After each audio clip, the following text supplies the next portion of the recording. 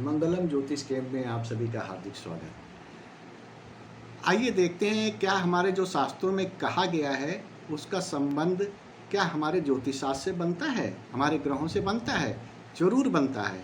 हमारे शास्त्रों में ये कहा गया है कि हमारे माता पिता जो होते हैं उन्हें सर्वश्रेष्ठ दर्जा प्रदान किया गया है, यहाँ तक कि उन्हें भगवान से ऊपर का दर्जा प्रदान किया गया है।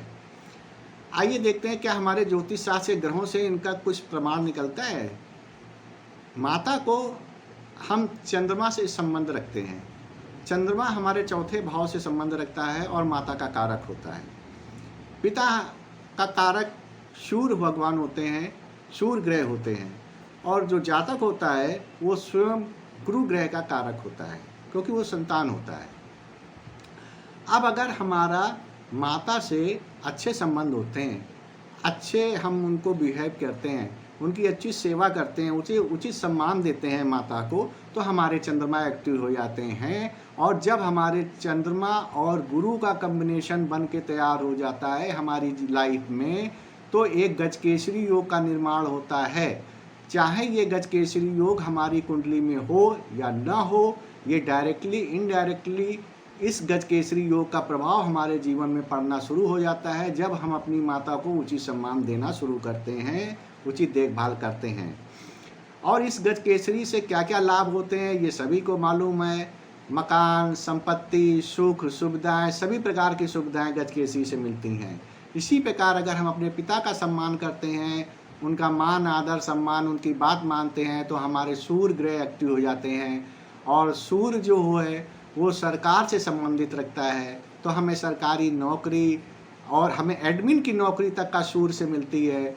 और मेन कारण ये है कि जब सूर्य एक्टिव होंगे और गुरु का कॉम्बिनेशन बनेगा तो पिता के कारण वो जातक अच्छी शिक्षा प्राप्त करेगा, अच्छे रोजगार उसको मिलेंगे, धन संपत्ति, सुख सुविधाएं, सारी चीज़ें पिता के द्वारा उसे जातक को मिलेंगी।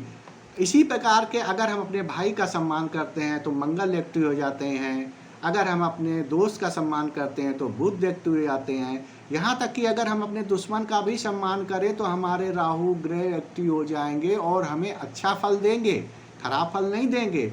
इसलिए डरना नहीं चाहिए राहु से।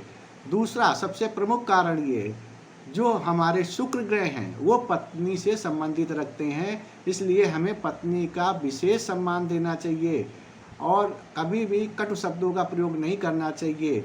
इसका प्रभाव देखिए क्या पड़ता है। शुक्र ग्रह जो हैं वो सीधे डायरेक्ट लक्ष्मी माता से संबंध रखते हैं, और माता लक्ष्मी विष्णु भगवान से। माता लक्ष्मी और विष्णु भगवान के अधीन सारे ग्रह आते हैं। अगर आपके शुक्र अच्छे हो गए तो समझ लीजिए आपके कुंडली के सारे ग्रह आपको अच्छा फल देना शुरू करेंगे। कहने का मतलब ये है कि अगर आप अपने कुंडली में आए हुए दुर्योग सुयोग को अच्छा फल प्राप्त करना चाहते हैं तो अपने परिवार में, अपने आस पड़ोस में सभी का सम्मान की दीजिए। विशेषकर माता को, पिता को, भाई को, पत्नी को, गुरुजनों को, विशेषकर गुरुजनों को मत भूलिए, क्योंकि गुरुजन ही ऐसे होते हैं कि जो आपको मनोदशा बदल देते हैं और आपको उचित राह पे लाते हैं। इसीलिए दोबारा फिर ये कहना चाहेंगे कि आप अपनी कुंडली में आए हुए किसी भी दुर्योग से मत डरें, केवल इन सभी लोगों का सम्मान देना शुरू करें। सारे दुर्योग अपने आप धीरे धीरे कम होते चले जाएंगे और आपको सफलता मिलनी शुरू हो जाएगी। इसी के साथ बहुत बहुत धन्यवाद। प्रेम से बोलिए आदिशक्ति जगत जननी माँ जगदम्बिके की जय।